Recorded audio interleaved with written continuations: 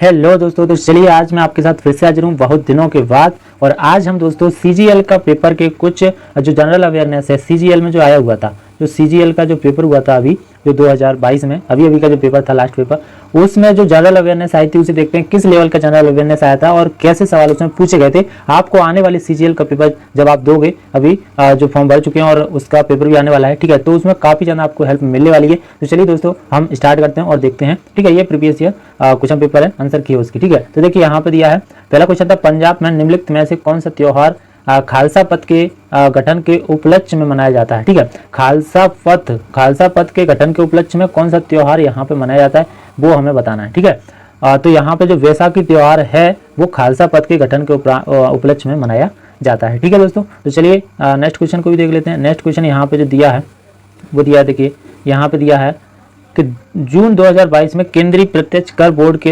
नए अध्यक्ष के रूप में किसे नियुक्त किया गया था। ठीक है, मतलब जो प्रत्यक्ष कर बोर्ड के नए अध्यक्ष हैं, प्रत्यक्ष कर बोर्ड है उसके नए अध्यक्ष के रूप में किसे नियुक्त किया गया था जून 2022 में। तो यहाँ पे नितिन गुप्ता जो है उसे यहाँ पे क्या है, नियुक्त किया गया था। ठीक है, तो इसे ध्यान रखना है। ठीक है, ये करंट क्वेश्चन है, इसी तरीके से आपके करंट क्वेश्चन बन सकते हैं दोस्तों। ठीक है, तो चलिए आगे चलते हैं और आगे यहाँ पे जो तीसरा वाला क्वेश्चन जो होने वाला है वो होने वाला है, देखिए यहाँ पे भारत के निम्नलिखित राष्ट्रपतियों में से कौन सा योजना आयोग के अध्यक्ष भी थे। मतलब जितने भी राष्ट्रपति अब तक बने हैं उनमें से कौन सा ऐसा राष्ट्रपति है जो योजना आयोग के अध्यक्ष भी थे।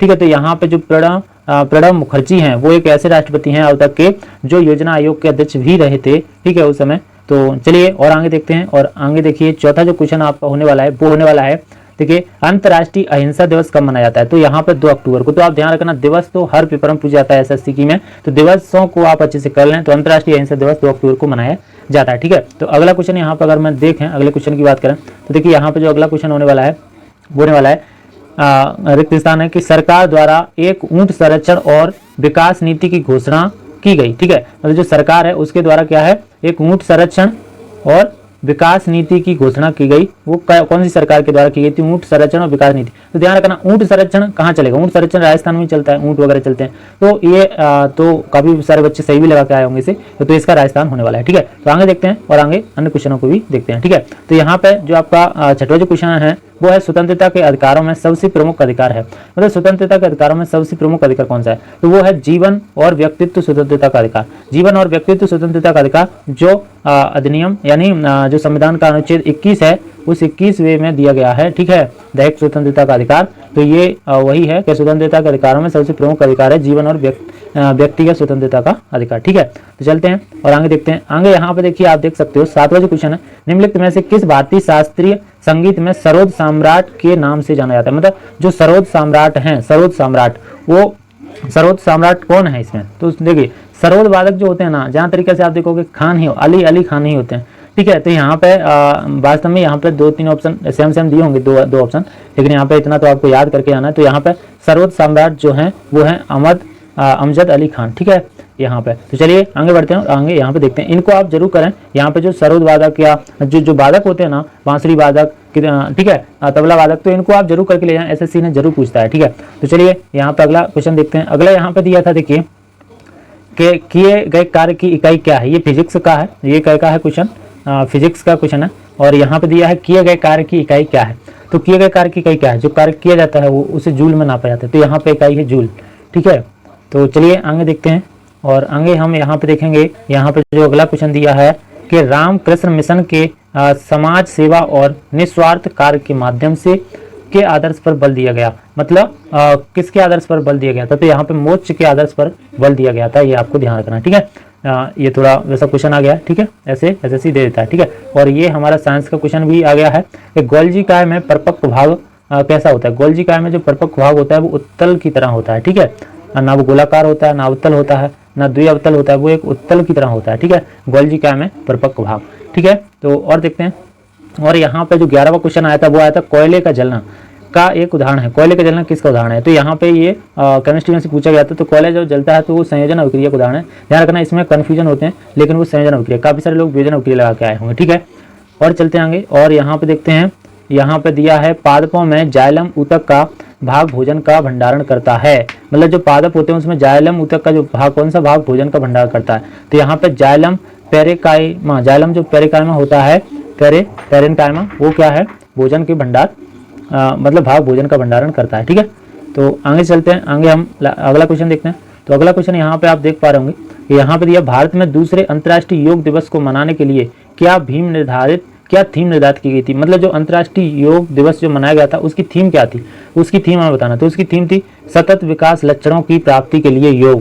सतत विकास लक्षणों की प्राप्ति के लिए योग, यहाँ पे ये हमारी थीम थी इस बार की। ठीक है, तो आगे चलते हैं, नेक्स्ट क्वेश्चन को हम देख लेते हैं। ठीक है, तो नेक्स्ट क्वेश्चन है दोस्तों यहाँ पे, निम्नलिखित में से किस स्थान पर आणविक विद्युतमय ऊर्जा संयंत्र नहीं है। ठीक है, जो आणविक विद्युत ऊर्जा संयंत्र कहाँ पे नहीं है, तो विजयवाड़ा में ये नहीं है। देखो तारापुर में है, हाँ नरोरा में है, रावतभाटा में है, लेकिन विजयवाड़ा में नहीं है। ये आपको देखना पड़ेगा। ठीक है, ऐसे सवालों को आप पढ़ के जरूर जाना। ठीक है, तो यहाँ पे देखिए जो अगला क्वेश्चन है वो दिया, राजा राम मोहन राय ने ब्रह्म सभा के नाम से एक सुधार संघ की स्थापना की, जिसे बाद में कै के नाम से जाना गया था। यहाँ पे जो एक सुधार संघ की स्थापना की गई थी ब्रह्म सभा के नाम से, उसे ब्रह्म समाज के नाम से जाना जाता है। ठीक है, उसे बाद में ब्रह्म समाज के नाम से जाने लगा था। ठीक है दोस्तों, तो यहाँ पे जो अगला सवाल होने वाला है वो होने वाला है, देखिए किस राज्य के मुख्यमंत्री ने राज्य की सभा आंगनबाड़ियों में बच्चों के पोषण स्तर में सुधार करने के लिए दूध और अंडे उपलब्ध कराने हेतु महिला एवं बाल विकास विभाग की एक परियोजना का उद्घाटन किया। मतलब दूध और अंडे, यहाँ पे जो आंगनबाड़ी होती है उसमें बच्चों को दूध अंडे दिया जाए, ये किसने मतलब करवाया था। ठीक है, किस राज्य के मुख्यमंत्री ने करवाया था, तो यहाँ पे केरल के मुख्यमंत्री जो थे उन्होंने यहाँ पे करवाया था। ठीक है, आगे चलते हैं, आगे यहाँ पे दिया है, निम्नलिखित में से किस भारतीय राज्य में हड़प्पा के नगर नहीं पाए गए हैं। मतलब हड़प्पा के जो नगर हैं वो किस राज्य में नहीं पाए गए। तो देखिए किस राज्य में नहीं पाए गए, यहाँ पे नहीं दे रहा है। देखो हरियाणा में पाए जाते हैं, राजस्थान में भी पाए जाते हैं, गुजरात में पाए जाते हैं, लेकिन उत्तराखंड में हड़प्पा का कोई भी जो राज्य है, मतलब कोई भी जगह हड़प्पा के नगर नहीं पाए गए। ठीक है, तो आगे चलते हैं और आगे देखते हैं। यहाँ पे देखो बहुत अच्छा क्वेश्चन मुझे ये लगा, देखिए ऐसे क्वेश्चन पूछ लेता है, संसद शब्द को संदर्भित करता है। काफी सारे लोग इसे पहले नया होगा ये क्वेश्चन, संसद शब्द किसे संदर्भित करता है, तो राष्ट्रीय जो विधायकी होती है उसे संसद शब्द संदर्भित करता है। ये आप ध्यान रखना, राज्यसभा होगा, राज्य विधायकी, लोकसभा कुछ नहीं होगा, राष्ट्रीय विधायकी होगा। ठीक है, तो ध्यान रखना। अगला क्वेश्चन यहाँ पे, बैंक स्टिक शब्द का उपयोग निम्नलिखित में से किस खेल या क्रीड़ा में किया जाता है। ठीक है, मतलब बैंक स्टिक का उपयोग किस खेल में किया जाता है, ये हमें पूछना। तो ये हॉकी में किया जाता है। ठीक है, ध्यान रखना, बैंक स्टिक का उपयोग हॉकी में किया जाता है। ठीक है, अगला देखते हैं। अगला है, निम्नलिखित में से किस राजवंश ने विजयनगर राज्य की स्थापना की थी।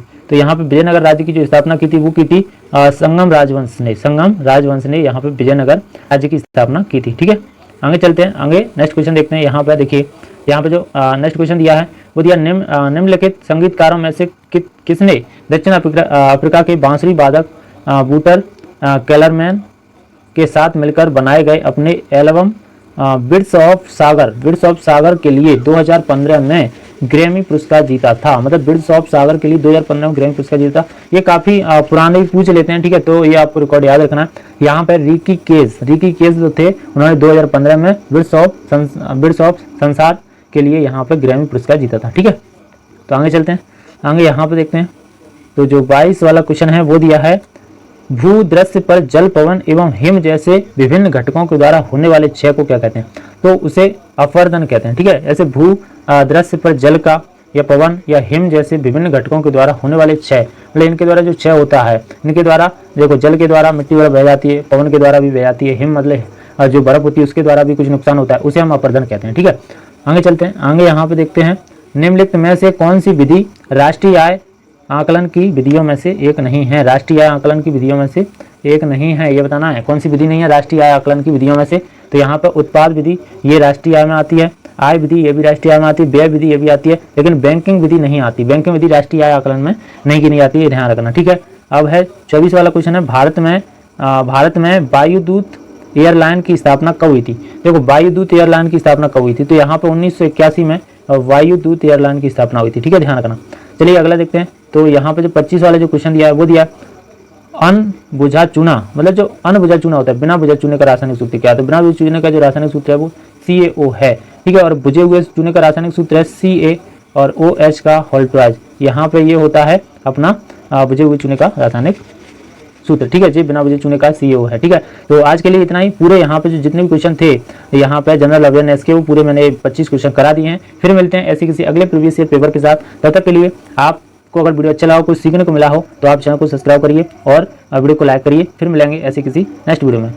Bye bye, take care.